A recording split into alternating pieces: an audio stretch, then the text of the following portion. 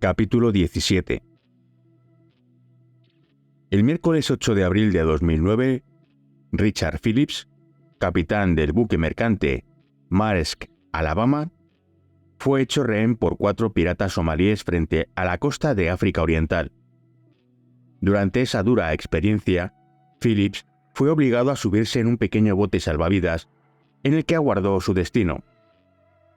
Los piratas pretendían llevar la embarcación cubierta a la tierra sin ley de Somalia, donde podían intentar obtener un rescate de Estados Unidos o vender al hombre a Al-Shabaab, un grupo terrorista vinculado a Al-Qaeda. Mientras Phillips pasaba el tiempo en la estrecha y sofocante embarcación esperando morir en cualquier momento, acorazados de la Armada estadounidense ponían rumbo a la escena, aunque carecían de personal especializado para intentar un rescate.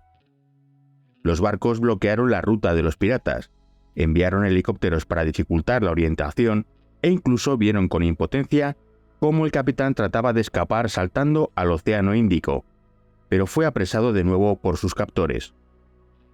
Los piratas sabían que volver a la costa era casi imposible, pero también sabían que podían negociar con la vida del capitán.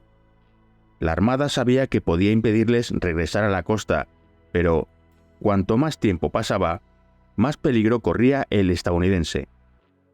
La situación se hallaba en un punto muerto cuando el barco de los piratas se quedó sin combustible. Después de una tensa negociación, el destructor Bainbridge empezó a remolcar el bote salvavidas. Ambos bandos eran presa de la ansiedad bajo la atenta mirada de los medios de comunicación de todo el mundo. En Estados Unidos todos conocíamos la situación desde que empezó.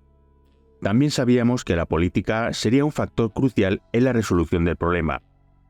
Sea como fuere, empezamos a planificar, entusiasmados ante la perspectiva de una misión de tan alto riesgo. Aunque nos habíamos entrenado todo el tiempo para este tipo de situaciones y éramos los mejores del mundo, el equipo nunca había completado un rescate de rehenes en el mar. Algunos SEAL habían participado, pero siempre eran rechazados cuando llegaba el momento de apretar el gatillo. Esta vez sería distinto. Empezamos a planear todas las posibilidades. Planeamos y planeamos. Cabría pensar que lo habíamos meditado todo en 25 años de planificación, pero nunca nos habíamos encontrado con un bote salvavidas cerrado y remolcado por un crucero de la Armada. El bote salvavidas medía unos 8,5 metros de eslora. Estaba cubierto y solo tenía una puerta en la parte trasera y una trampilla en la delantera. ¿Cómo coño íbamos a sacar a aquel hombre de allí? A medida que transcurrían los días sin resolución alguna, nos ceñimos al plan, esperando recibir luz verde. El jueves a última hora resultaba bastante obvio que las negociaciones en el Bainbridge no iban a ninguna parte. Todos teníamos la sensación de que aquello iba a terminar pronto. El viernes 10 de abril era mi cumpleaños. También era la fiesta de Semana Santa de mi hija de 4 años en preescolar. Habíamos quedado en que la llevaría y tenía muchas ganas de celebrarlo con ella.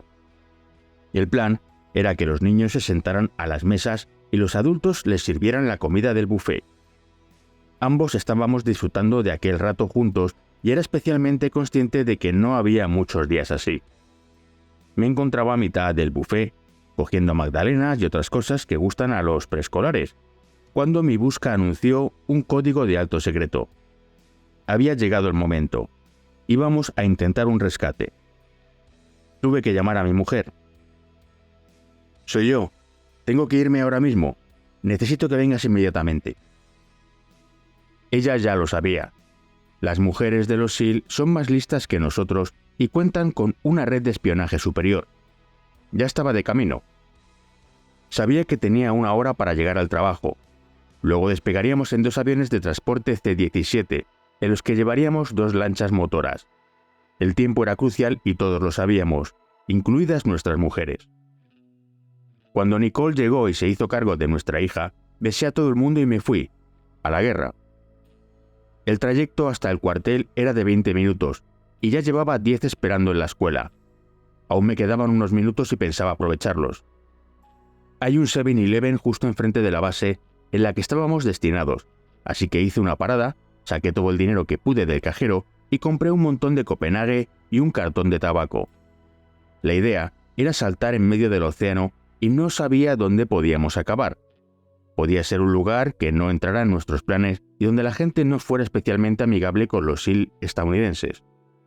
Si eso ocurría, tal vez podría comprar mi libertad o negociar con tabaco. O el día de mi cumpleaños acabaría en algún lugar cargado de dinero y tabaco. También podía vivir con eso. Como de costumbre, el plan de batalla no salió según lo planeado. Fui a pagar la compra y tenía delante un hombre con casco que desde luego no tenía muchas ganas de volver a trabajar cavando zanjas para alcantarillas o lo que fuese que hiciera. Ya sabéis a qué clase de hombre me refiero. ¿Alguna vez os habéis detenido en un semáforo y el coche de delante duda tanto que vuelve a ponerse en rojo? Es ese tipo. O un día, volviendo del trabajo, paráis a comprar la cena y la persona que tenéis delante en la caja de 14 artículos o menos lleva 30 y está extendiendo un cheque. También es él. Así que allí estaba, en un 7-Eleven, tomándose su tiempo. Era un hombre corpulento y jovial con ganas de charlar con cualquiera que lo mirara. Me fijé en una de sus compras, un ejemplar del USA Today, con un titular sobre el Capitán Phillips. En un gesto muy patriota, pero muy lento, lo dejó sobre el mostrador y dijo: «Ojalá alguien hiciera algo al respecto». Colega, paga tus cosas y lo haremos», respondí. Debo admitir que se dio cuenta al instante de dónde se encontraba aquel 7-Eleven y lo que ello implicaba. Se apartó para recoger el cambio y pude pagar rápidamente mi compra. Salí de la tienda y volví al coche. Tenía que llegar al trabajo en unos minutos. Cuando dejé el coche y me dirigí a la entrada lateral, en el aparcamiento había mucha agitación. Subí corriendo las escaleras hasta el segundo piso y fui directo a la sala de equipo. La lista estaba colgada en la pared, igual que cuando entrenábamos, así que firmé y anoté la hora. Había llegado con tiempo de sobra, pero aún así debía apresurarme. Había mucho que hacer y sabíamos que el tiempo pasaría rápido. En el piso de abajo, los jefes de equipo y los operadores veteranos estaban comentando tácticas y ultimando el orden de asalto. Quién saltaría en cada momento y quién viajaría en cada lancha. Todos lo sabíamos ya, pero una triple comprobación no estaba de más. Mientras ocurría todo esto, los miembros más jóvenes del equipo de asalto estaban cargando las mochilas en camionetas designadas con antelación. Cada miembro del escuadrón llevaba 4 mochilas etiquetadas antes de esta misión en particular. Realizaríamos un mantenimiento exhaustivo de aquellas mochilas. Todas están guardadas en la jaula del operador y llevan una etiqueta que indica el entorno en cuestión: salto en el agua, salto en tierra, desierto, jungla, gran altura, submarinismo, etc. Al lado hay un inventario de lo que contiene y un marcador lavable. La bolsa podía llevar mucho tiempo allí. Si quieres entrenarte con algún elemento de la mochila, tienes que sacarlo y marcarlo para que sepas que ya no está allí. Cuando has terminado, lo limpias y vuelves a guardarlo, procurando borrar siempre la marca para que quede constancia de que lo has devuelto. Llevaríamos con nosotros la primera bolsa que utilizaríamos en aquella misión, es decir, la mochila de salto, que contenía todo el material necesario para saltar del avión y nadar hasta la lancha. La segunda bolsa llevaba la etiqueta «En progreso antiterrorismo» y viajaría en una lancha determinada cuando fuera lanzada en paracaídas. Aquella mochila contenía todo el material necesario para el rescate de un rehén: chalecos antibalas, un rifle, casco, gafas de visión nocturna y similares. Una vez que el equipo saltara al océano y se montara en la lancha, nos pondríamos el material y estaríamos listos para actuar. La tercera mochila era la de base de preparación avanzada, y podíamos cargarla en la lancha y dejarla allí, o si pesaba demasiado, la tripulación podía llevarla hasta una base. Esta bolsa contenía artículos concebidos para una estancia en una base o un barco después de la misión, por ejemplo, un kit de ducha, unas chanclas, una muda de calcetines y un uniforme. La cuarta bolsa era la de seguimiento, y permanecería en la jaula de cada tirador en el cuartel. Contenía material de combate por si surgían más misiones mientras el equipo estaba fuera. si era necesario, alguien la llevaría hasta allí. Cargamos todo el material y nos dirigimos al aeródromo. Dejamos el material de los atacantes en las lanchas y cogimos las bolsas de salto. Contamos los paracaídas, 2 veces. Era momento de partir. Despegamos justo a tiempo para el momento que llevábamos años esperando. El largo vuelo hasta el Océano Índico reveló algo que denominamos cicatriz de la instrucción. Un error que pasa desapercibido por realista que sea el entrenamiento para una misión, pero que resulta obvio en el momento de la verdad. El que diseñó el C-17 no debió de imaginar que volaríamos 16 horas seguidas con mucha gente a bordo. Eso o tenía un sentido del humor retorcido y concluyó que sería gracioso instalar un solo retrete en el avión. Con 50 personas compartiéndolo, no tardaba mucho en llenarse y teníamos que utilizar lo que encontráramos. Las comidas preparadas vienen en unas bolsas de plástico muy gruesas, así que la gente empezó a usarlas y luego las tiraba en una bolsa común. Era asqueroso. No estábamos ideando soluciones para la eliminación de residuos personales. Estábamos planeando la misión. Decidimos saltar tal y como estaba previsto y llevar nuestras lanchas a un buque de asalto anfibio, el Boxer, que normalmente presta apoyo a helicópteros y lanchas de desembarco anfibias. Todavía no habíamos recibido autorización para actuar, así que utilizaríamos el gran buque de la Armada como base avanzada. Originalmente teníamos intención de ocupar las 4 lanchas con todos los tiradores. Los auxiliares que nos habían acompañado darían media vuelta con los 2 aviones y aterrizarían en Djibouti. Pero empezábamos a pensar que tal vez necesitaríamos a toda aquella gente, los operarios de radio y el personal tecnológico, para que nos ayudara a prepararlo todo. Habíamos llevado suficientes paracaídas de salto en tándem. Sin embargo, el nuevo plan complicaba unas cuantas cosas. Algunas personas que no planeaban abandonar el avión tendrían que hacerlo, lo cual significaba que las lanchas superarían su capacidad. Además, tendríamos que sacar de allí parte del material. Lo primero serían muchas prendas de ropa y artículos de baño, ya que no eran esenciales. La otra complicación, nada desdeñable, era que muchos miembros del personal de apoyo estaban a punto de realizar su primer salto. No todo el mundo se alegró de que lo avisaran con tan poca antelación. Cuando le dije a uno de ellos, «Cambio de planes, ¿vas a saltar ahora?», respondió, «No, yo me voy a Djibouti». «Negativo», dije, «vas a saltar con él». Le presenté a Botas, que sería su jefe de salto. Botas parecía especialmente contento y entusiasmado con la misión. Su pasajero no. Se pasó el rato quejándose de que nunca había querido saltar y, desde luego, hoy tampoco. Intenté motivarlo, explicándole que hacía calor y que el agua estaría muy nítida y hermosa. Serían unas puñeteras vacaciones tropicales. Él no dejaba de protestar. «No me alisté en la Armada para ser SEAL. No soy un SEAL y no puedo saltar». «Bueno, tienes razón a medias. Vas a saltar», respondí. Cuando faltaba aproximadamente 1 hora para el salto, empezamos a prepararnos. Inspeccioné los paracaídas y a los saltadores y pedí a otro jefe de salto que hiciera lo propio. Llegado el momento, la rampa descendió por primera vez y pude contemplar el hermoso Océano Índico y un gran rectángulo gris, el Boxer. Nos pegamos a los laterales del avión porque las lanchas estaban a punto de saltar y se deslizaban muy rápido. Cada avión soltaría ambas lanchas y los 3 miembros de la tripulación de cada una las seguirían. Cuando se encendió la luz verde, las embarcaciones desaparecieron. Los 6 tripulantes saltaron después. A continuación, ambos aviones describieron un gran círculo en el cielo para cerciorarse de que las lanchas habían aterrizado y hacer un recuento de los saltadores. En la superficie del océano, los tripulantes empezaron a desatar las lanchas y nos preparamos para saltar. Yo me encontraba al borde de la rampa mirando al océano. Veía el Boxer, pero no las 4 lanchas. Era crucial que las encontrara, ya que debía guiar a toda la formación.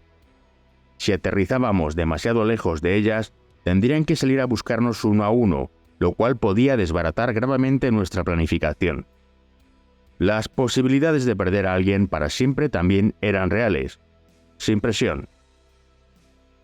Situado al filo de la rampa, me volví para mirar a la línea de saltadores. Todos estaban muy motivados. Miré a los ojos al pasajero que tenía miedo de saltar. En un último esfuerzo desesperado, levanté el pulgar y sonreí. Él seguía asustado, y se limitó a negar con la cabeza. Entonces apareció por detrás la cabeza de Botas, con una sonrisa de oreja a oreja. Levantó ambos pulgares y exclamó: «¡Sí, colega!». Su pasajero se dio la vuelta y Botas dijo: «A mí no me mires, tío. Yo no sé cómo funciona esta mierda». El pobre hombre abrió aún más los ojos. Entonces recibí la señal del jefe de salto principal y me precipité al vacío. 1000, 2000, tirar. Estaba en el aire con 102 saltadores y 96 paracaídas, 6 de los cuales obviamente eran tándems. Con todo el personal detrás, busqué las 4 lanchas, pero no veía nada. Viré repentinamente hacia la izquierda para mostrarles quién era, y uno por uno me siguieron. Solo disponía de unos minutos para encontrar la zona de aterrizaje y lo único que divisaba eran unos enormes tiburones ballena bajo la superficie del agua transparente. Era muy bonito, pero no tenía tiempo para deleitarme. Estaba ocupado buscando las lanchas motoras, que se encontraban justo en medio del reflejo del sol en el Océano Índico. Era otra cicatriz de la instrucción. En la práctica, las lanchas siempre rodean la zona de aterrizaje de modo que se formaran grandes olas circulares, lo cual creaba una hermosa diana. Pero ahora estábamos haciéndolo y... nada. Pensé: mierda, estoy guiando a 100 personas y no tengo ni idea de dónde vamos. Concluí que la mejor opción era cortar transversalmente en ángulos rectos con la esperanza de que lo que me impedía ver se resolviera por el camino. Guié a la formación en una trayectoria a favor del viento y luego viré a la derecha. Mantuvimos el rumbo varios centenares de metros y luego viramos de nuevo a la derecha, a unos 150 metros del agua. A nuestra izquierda estaban las 4 lanchas. Todos los hombres sabían al lado de qué embarcación debían aterrizar. Yo me dirigí a la segunda y tomé tierra junto a ella, encima de una gran medusa. Perfecto. Afortunadamente llevaba mucha ropa y apenas me picó. Luego embarcamos todos e hicimos un recuento.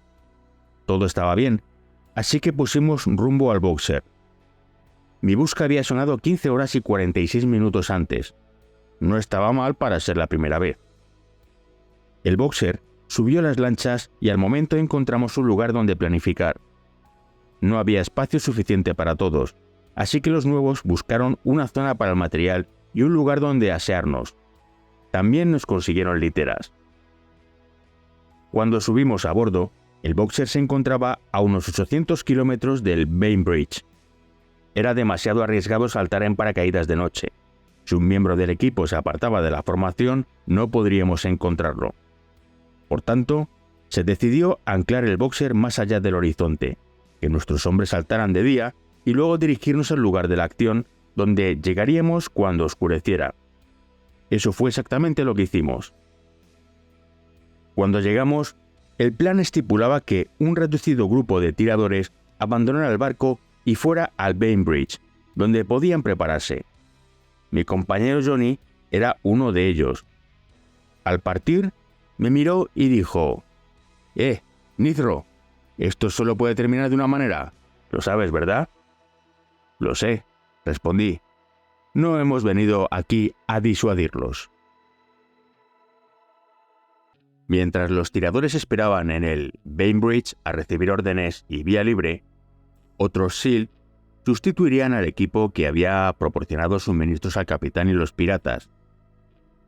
Hasta ese momento se había encargado de ello la tripulación del Bainbridge, pero ahora lo harían nuestros hombres vestidos como la tripulación del barco. Los soldados que supieran acabar rápido con una situación se acercarían a los piratas sin previo aviso.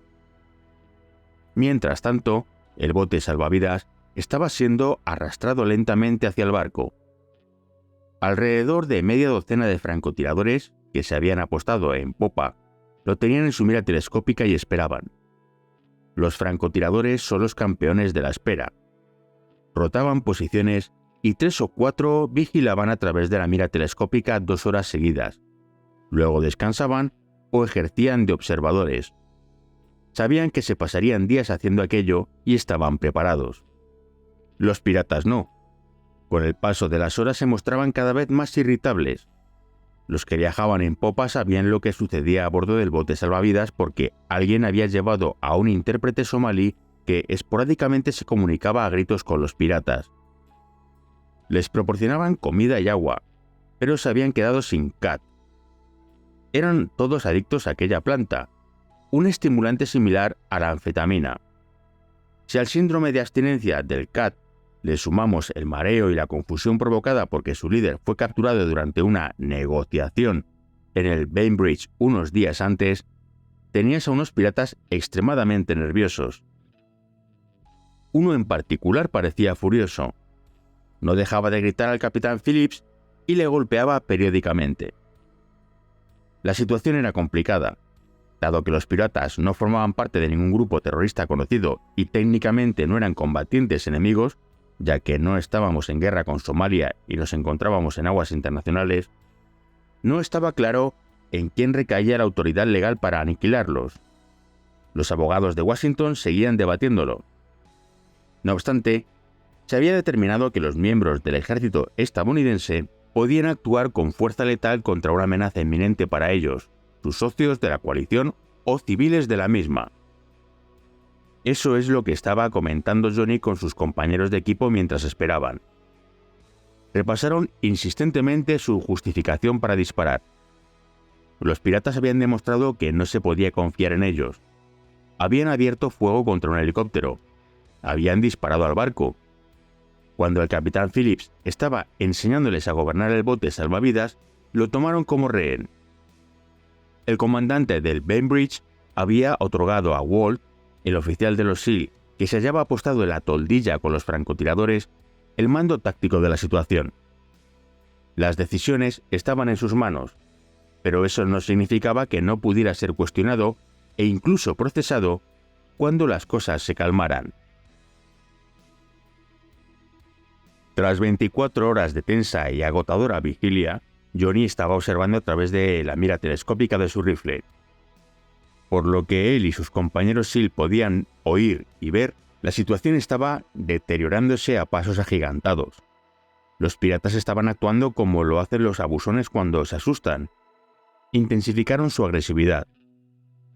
El pirata iracundo había empezado a someter al capitán Phillips a falsas ejecuciones, apuntándole a la cabeza con una pistola descargada y apretando el gatillo. No cabía duda de que la amenaza para Richard Phillips era inminente. El problema era que la única posición ventajosa eran los pequeños ojos de buey del bote salvavidas cubierto. 2 de los 3 piratas estaban visibles en todo momento, pero el tercero, y el más airado, desaparecía continuamente. Si no disparaban y mataban a los 3 piratas a la vez, el superviviente, sin duda, ejecutaría al capitán. Mientras los francotiradores situados a ambos lados de Johnny apuntaban a los 2 piratas visibles, él fijó su atención en el ojo de buey vacío.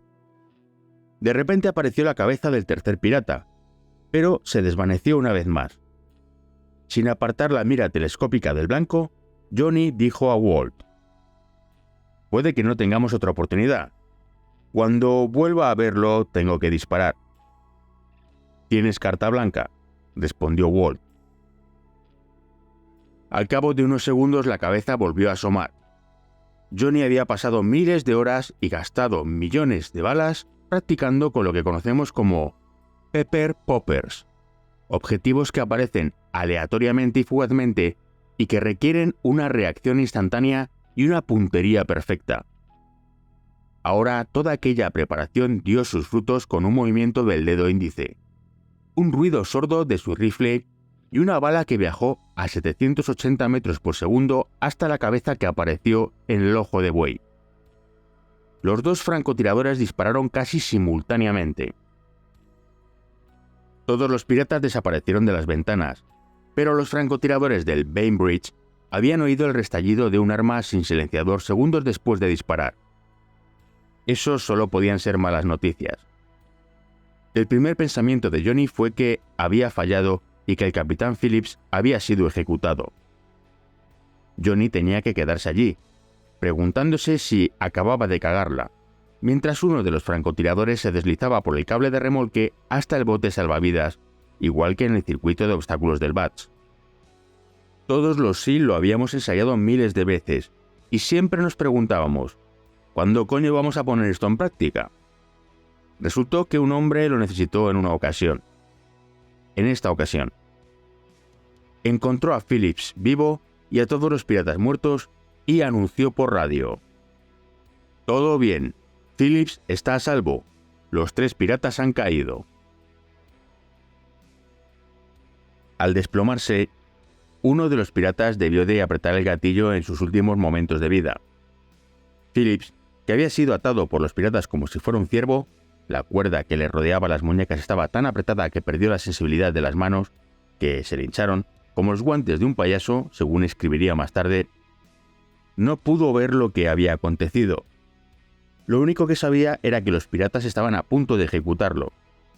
Estaba preparándose para morir cuando oyó 3 disparos, seguidos de un silencio que no había escuchado en días.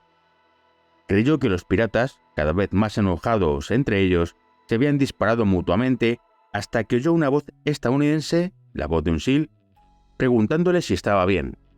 Mientras se desarrollaban los hechos, yo estaba en el boxer pergeñando un plan con mi jefe. Los piratas habían pedido ser remolcados a Somalia, donde había aldeas amigas. Querían radios para comunicarse con los ancianos del pueblo y su traslado a casa. Íbamos a darles todo lo que pedían, pero los remolcaríamos unos kilómetros más al norte de donde creían ir. Saldrían del bote salvavidas convencidos de que iban a reunirse con los ancianos. Cuando aparecieran, mi equipo y yo estaríamos esperándolos. Todo estaría oscuro y no podrían vernos, pero nosotros llevaríamos las gafas de visión nocturna y los eliminaríamos. Habríamos necesitado una autorización bastante amplia para pisar terreno somalí. Mientras nuestros jefes ponían las cosas en marcha para llevar a cabo este plan y 4 operaciones alternativas, yo estaba sentado en el comedor de oficiales tomando café. En ese momento me llegó un mensaje de texto. «Lo tenemos». «¿A quién?», respondí. «¿Tú qué crees?». «Se encuentra bien».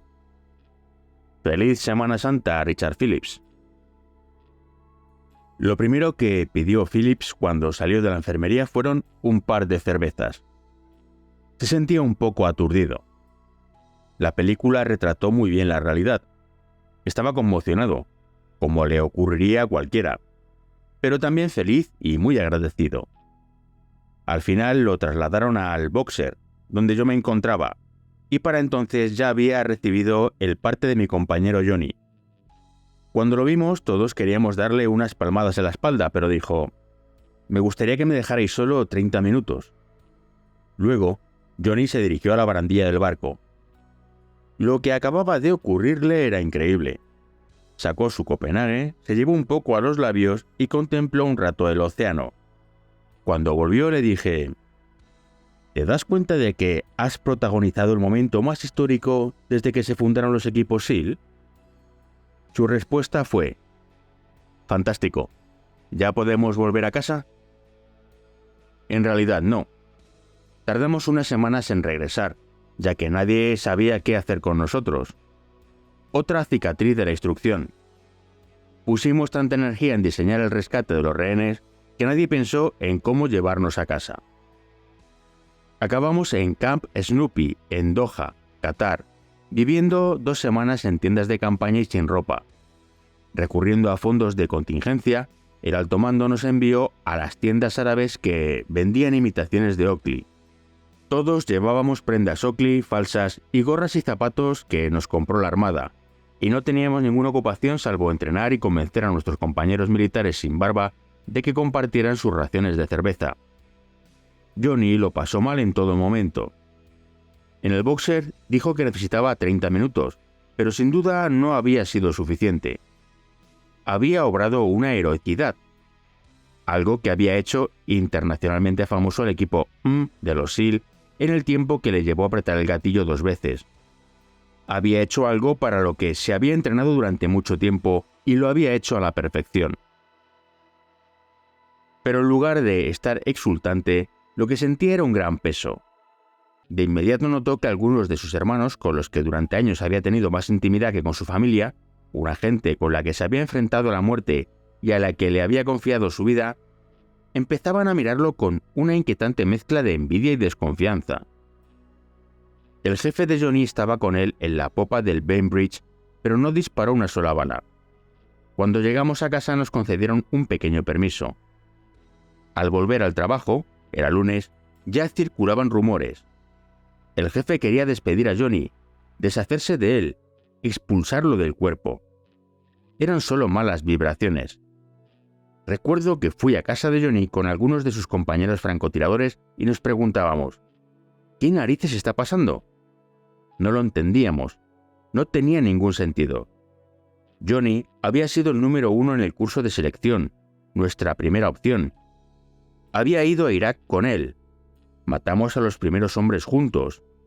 Era uno de los mejores luchadores cuerpo a cuerpo y un francotirador asombroso de primera fila. Realizó un disparo increíble y heroico y, de repente, la gente que no estaba preparada para disparar se enfadó con él. Yo no dejaba de ofrecerle un poco de Copenhague. Solo quería que me escuchara y le decía, «Eres un héroe, no escuches esas chorradas, eres un héroe. Has hecho lo más grande, no les hagas caso». Con el tiempo, los ataques directos contra él cesaron, pero la animadversión continuó. Aquello no me gustaba, pero nunca imaginé que algún día me ocurriría a mí.